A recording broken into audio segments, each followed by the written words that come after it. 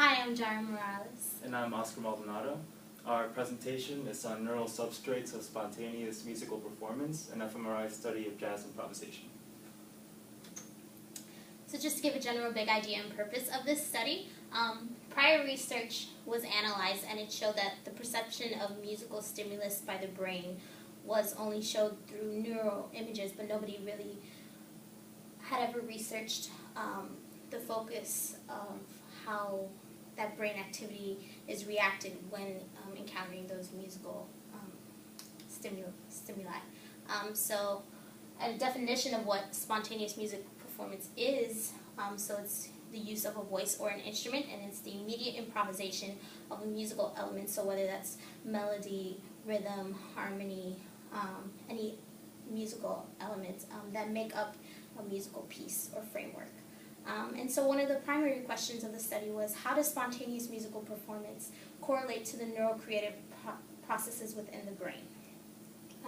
And so the main purpose of the study was to investigate the neural substrates that underlie the spontaneous musical performance. So what neural activations in the brain influence spontaneous musical ideas? When developing this study, the authors had two main hypotheses. The first is that spontaneous musical improvisation will show changes in the prefrontal cortex that may underlie the process of self-expression in creative actions such as improvisation. The second was that these changes would be accompanied with other changes in neurological systems such as the limbic system, which would show, it would make a correlation more plausible for this. And so the methods of the study, so there were 6 male right-handed professional musician participants, and they were all full-time professionals, and they were also all very highly proficient in jazz playing on the piano.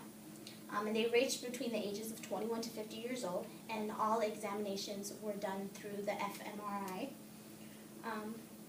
And it was a block design test paradigm. So the first paradigm was measured on more on the scale aspect, so just to assess the brain's activity during low musical complexity, and then the second was through a jazz paradigm, which focused on more of a rich musical context that was provided to influence the improvisation. Yeah, so when conducting the study, participants were told to play a MIDI piano while in an fMRI machine.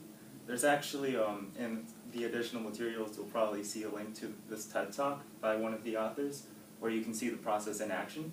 There were 4 conditions to the study. The first was a scale control, in which participants would play a C major scale up and down. Second was scale improv, in which participants would be allowed to improvise over the C major scale, but could only use notes of a quarter note value. The third was jazz control, where participants played a jazz melody that was written by one of the researchers, and the fourth and final was jazz improv, where participants were able to improvise the jazz melody with those same backing chords. For this study, the fMRI data was collected using bold imaging, and MIDI piano data for the number of notes as well as the range was also collected. And so the results, the MIDI or the MIDI data found no significant difference between the total number of weighted distribution of notes in either paradigm, but there was a slight difference in the note range of the jazz improvisation condition. The fMRI also found a widespread deactivation of almost all of the lateral prefrontal cortexes, extending from the lateral orbitofrontal cortex to the superior portions of the lateral prefrontal cortex, as well as the dorsal portions of the medial prefrontal cortex. And this result found drastically increased in the activity of the medial prefrontal cortex. So here's a visual representation of the results.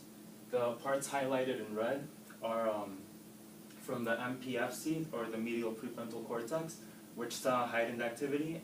Parts in blue saw less activity. Now we'll move on to another. Yes. So this one's more like three-dimensional, more up close of like a single brain, and it showed the parts where the brain was activated during certain improvisations and where it wasn't activated in the different prefrontal cortexes of the brain.